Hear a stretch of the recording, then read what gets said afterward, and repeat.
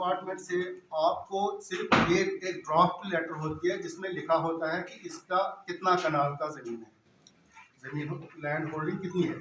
उसके बिना पर हम उसको 3 लाख लोन दे सकते हैं अकॉर्डिंग टू लैंड कितनी है उसी के मुताबिक इसको 1 लाख मिलेगा, 2 लाख मिलेगा, 3 लाख तक 7% रेट पे देते हैं हम। और ये भी हम सिर्फ इसको इंटरेस्ट 2 साल में 2 बार लगता है, एक तो सितंबर एंड में लगता है, दूसरा मार्च एंड में लगता है।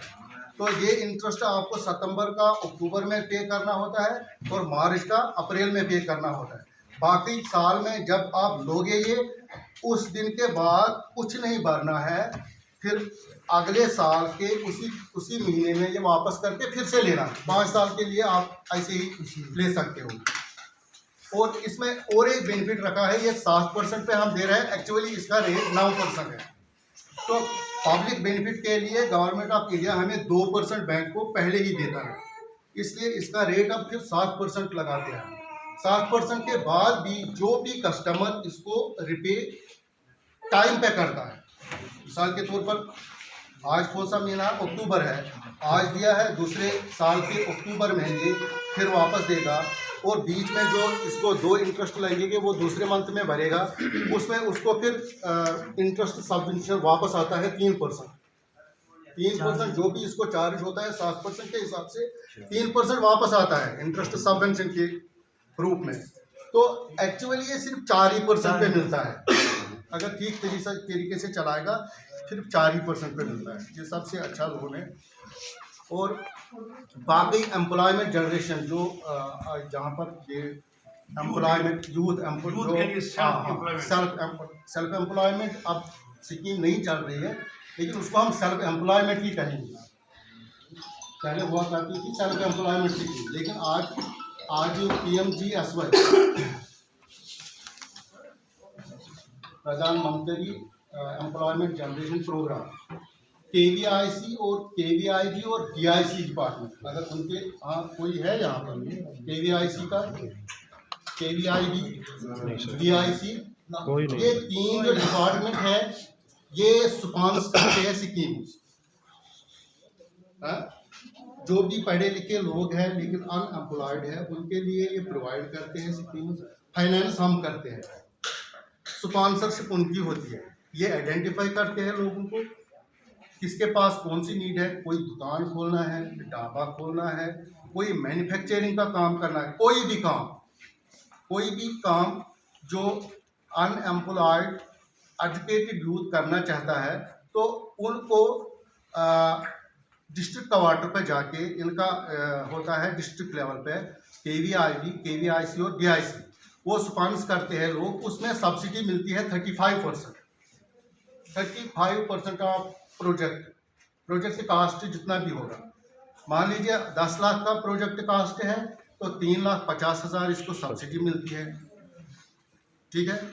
तो 3,50,000 जो मिलता है वो बैंक के पास ये कोई भी ले सकता है, जो एजुकेटेड है एम्प्लॉय 8वीं पास भी जो है वो भी ले सकता है।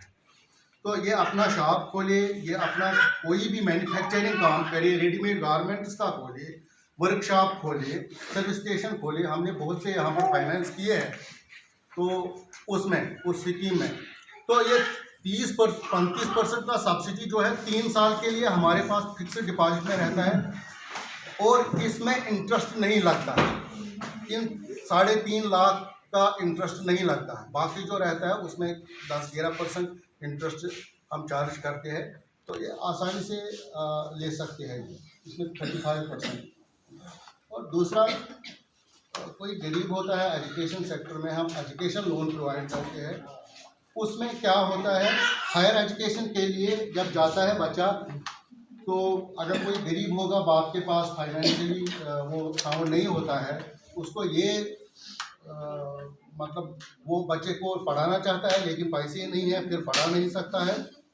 उसके लिए हम अगर उसका कोर्स फर्ज कीजिए 3 साल का कोर्स है या 5 साल का MBBS का कोर्स है, 5 साल के लिए हम उसको कोई रिपेमेंट नहीं लेते हैं, सिर्फ हम उसको लोन देते हैं। कॉलेज का फीस जो होगा, किताबों का होगा, उधर जो रहने का होगा उसका भी वो सारा कवर होता है, जो भी खर्चा होता है।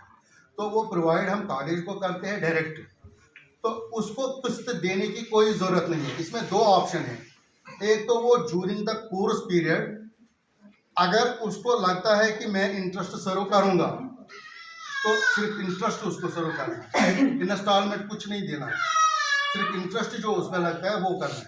अगर वो भी नहीं वो दे सकता है तो वो कैपिटलाइज होके फिर लास्ट में उसको किस्त बनते हैं, फिर कुछ नहीं देना है ड्यूरिंग कोर्स।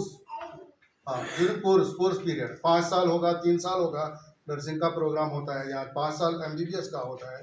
तो उसके बाद इसमें गवर्नमेंट सब्सिडी भी देता है, इंटरेस्ट सबवेंशन के जो इंटरेस्ट उसको चार्ज होता है उस पर सब्सिडी देता है।